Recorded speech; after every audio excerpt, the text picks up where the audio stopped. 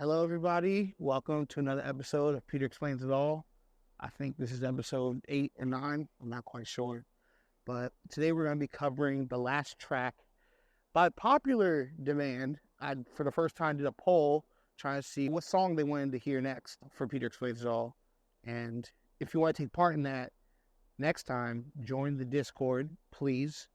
We'll be doing more polls on there. There'll be a link in the description of the video. But Exit Part 5. Shame on a nigga, Tanahashi. Definitely, there's a lot to explain for this one, for sure. Kind of like the climax of the character Morgan Montgomery. The guilt, the fear, the shame. No one should feel this way for being in love. My guilt, my fear, my shame, it won't go away. I don't want to be in love. This song is about Morgan essentially coming out and revealing that they're gay. And I was trying to think of a way to simplify it, you know what I mean? Which is like pretty hard to do. I don't know how it came down to guilt, fear, shame, but I felt like it just, I wanted to explain the feelings before I explained the reason, you know what I mean? By the end. I felt like I kind of gave it away by saying love so early on in the song. I felt that was a good place to start it at. And starting it with like, the guilt. Just making it general, but then just bringing it, my guilt, making it more personal. And I don't want to be in love, essentially was just saying like, I don't want to deal with all the homophobia and the guilt and fear and shame that comes with being gay. You know what I mean? That's what I was trying to say when I said I don't want to be in love. You're such a drama king. You're such a trauma queen. And it's the kind of thing where it just won't come out. Clear browser history. It's no big mystery.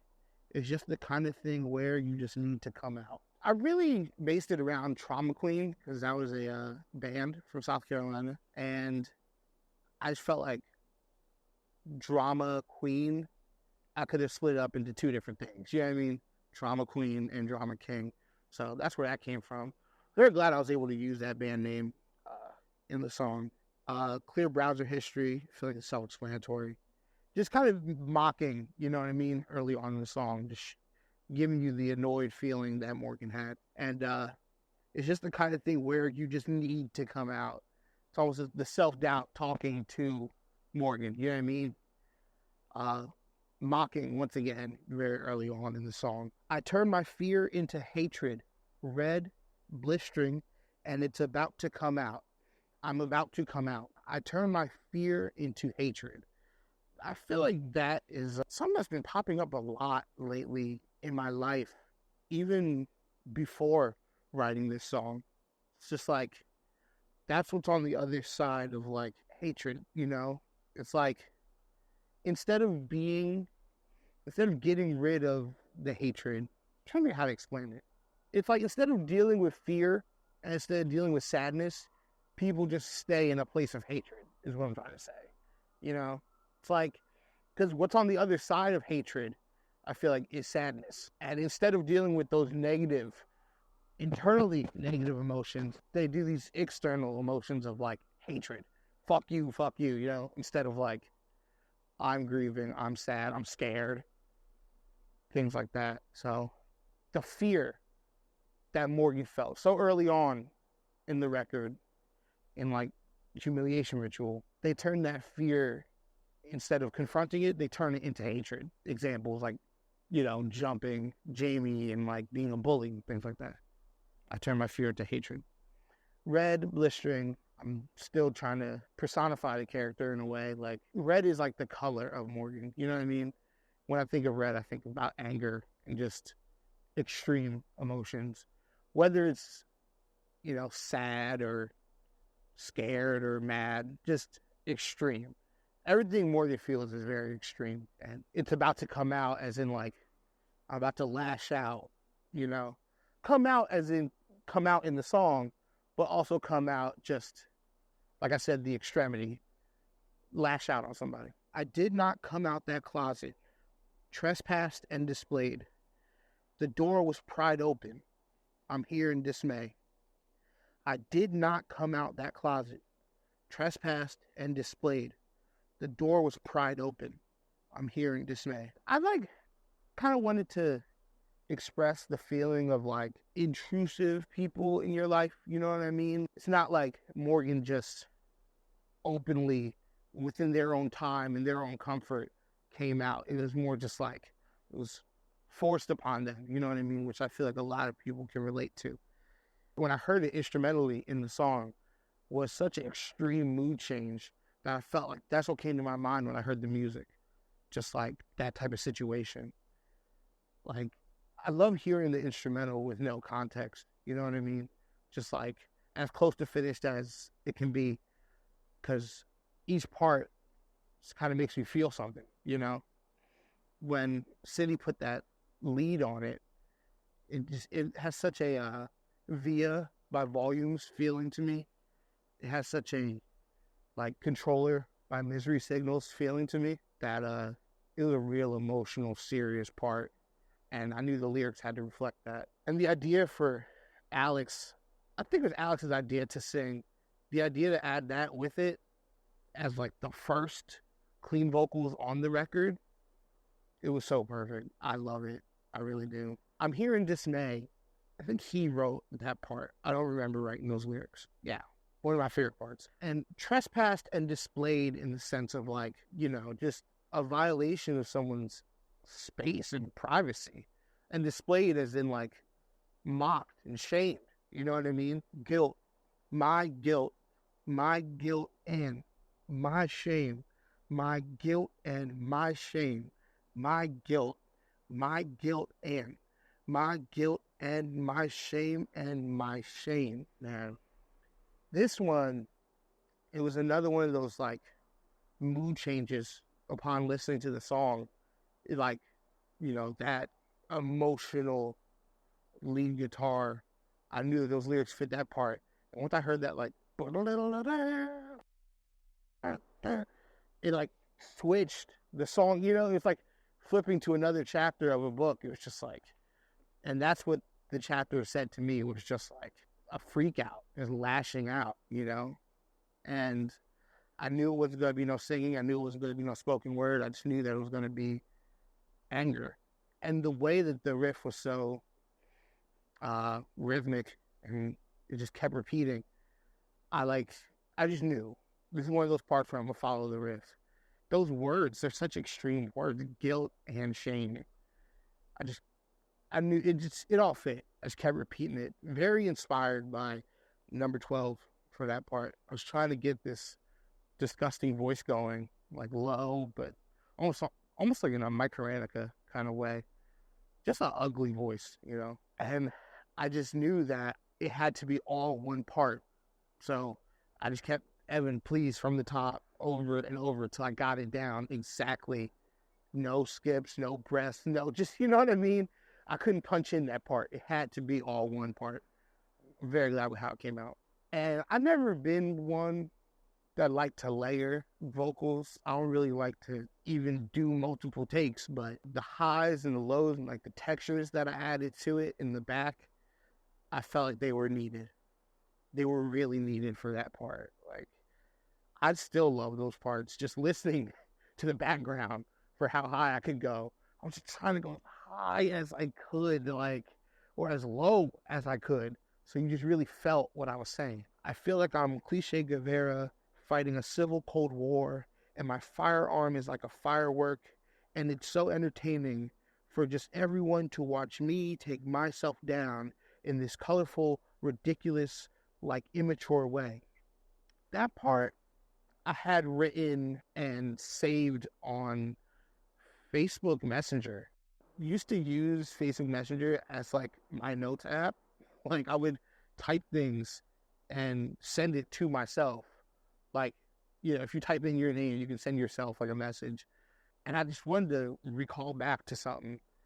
I was like, that's a good one. I felt like I was going through the file cabinet of my mind, and I just picked that one out. And it really, I forget how far up I had it written. I think it was from the beginning to immature way. And what I really meant by that was fighting a civil Cold War. So About to explain here. I looked up the exact definition of a Cold War: a state of political hostility between countries characterized by threats, propaganda, and other measures short of open warfare. So it's not like they're actually fucking shooting guns and driving tanks and shit. It's just like two countries being petty against each other. So, and then a civil war is like, a war between civilians, like people of the same town. I don't know how to explain it. But, yeah, fighting a civil Cold War. So it's just basically an internal battle, just like struggling with themselves. I feel like I'm cliche Guevara fighting a civil Cold War, and my firearm is like a firework. And I meant that in the sense of like it's loud and it's bright and distracting, but it's not actually going to do any damage. And it's so entertaining for everyone. There's alliteration there. To watch me take myself, alliteration, down in this colorful, ridiculous, like immature way. I kept saying like in these lyrics to show that feeling of just anxiety. Like I'm just stumbling over my words. It's like a confession. You know what I mean? I'm just explaining how I feel, how Morgan feels. Me, myself, alliteration. Take myself down in this colorful, ridiculous, immature way. It's all just like, because it's the self-doubt that Morgan feels, where even when they're fucking acting out, they're like doubting themselves. You know what I mean? They're just insecure and they're just fucking doubtful. And it's like their problems are always minimalized by people. So in turn, they minimalize themselves. You know what I mean? Their own feelings internally. It's like an internal struggle. Do you know what it's like to come out to Black parents? Do you know what it's like for your life to be everyone else's problem? I mean, I'm not gay, but, my friends that are, like, they've expressed to me that feeling. They don't even if they didn't, I mean, I've just seen it firsthand. It's like, that's damn near the worst thing you could do to in some Black families. For some reason, the homophobia is just so fucking bad. It's like, it's a shame, really. So I wanted that one to be very cut and dry. I didn't want to make it a metaphor of any kind. I just wanted to say that on record. And for your life to be everyone else's problem, I don't know, man. I just see that a lot where homophobia is just such an issue. It's like the way someone lives their life shouldn't be someone else's problem, especially when it doesn't affect nobody else. You know what I mean? And it's very, very like internalized self-hatred. Within the Black community, it's like, no matter what you do, if it's a little bit out the norm, it's wrong. It's just a shame, really. And I just wanted to speak on it. So that's what that part was for. Is there something we should know?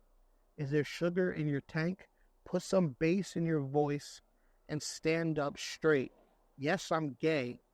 Morgan is a girl's name anyway. I feel this song is almost like Exit Part 4 in a way, or even Exit Part 3, written like it's just these scenes in a movie, and we're just getting closer and closer to this, like, you know what I mean, this final resolution, this climax. And when I heard that part, it's super like open. I knew I had to like get closer and closer to the ending, to this final dun, dun, dun, dun, and say what the whole song is about. So I just threw in some more condescending questions, just stereotypical shit. Is there something we should know? Things I've always heard: sugar in your tank, bass in your voice, stand up straight, just till the bitter end. And then just, yes, I'm gay. Morgan is a girl's name anyway.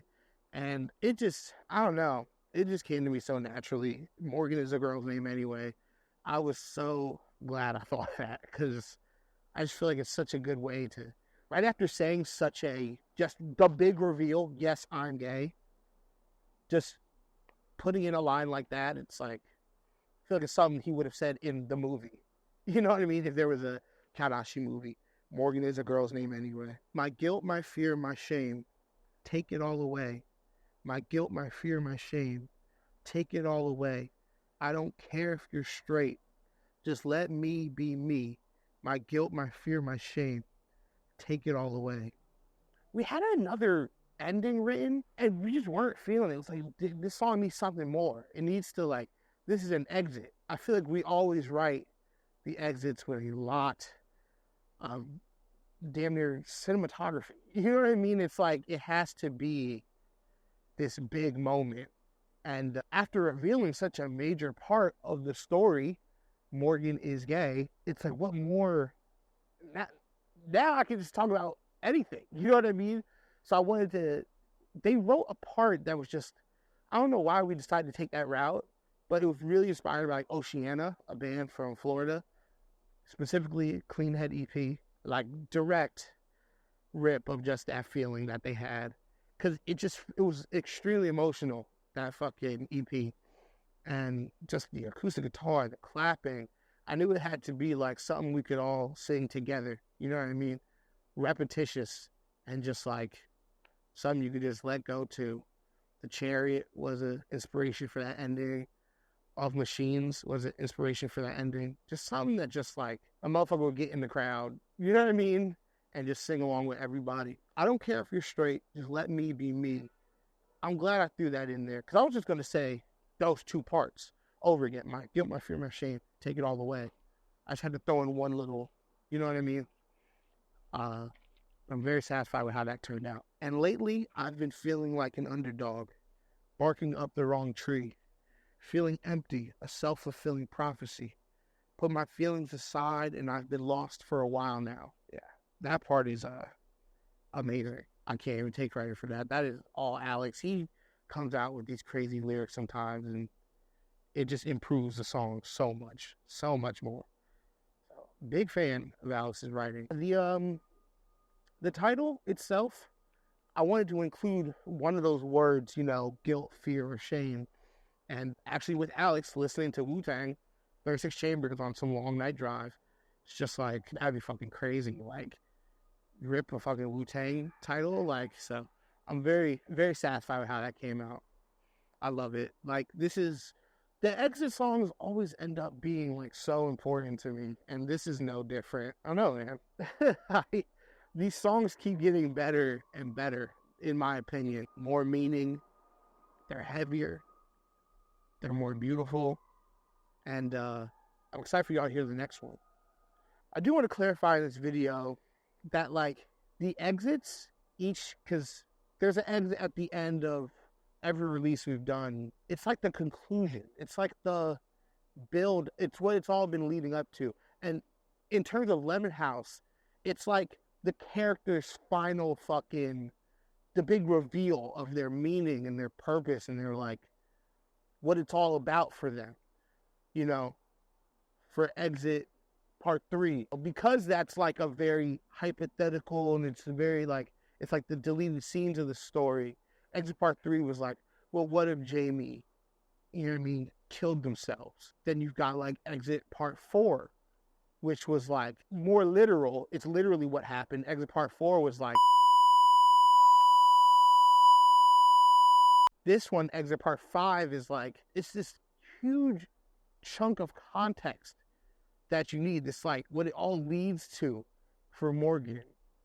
Every chain reaction that led up to this shit. It's like the bullying that Morgan went through, leading to them being a bully, and the fucking horrible father figure at home, and the fucking racism that they dealt with, and the homophobia they dealt with. It's like, bam, Exit Part 5.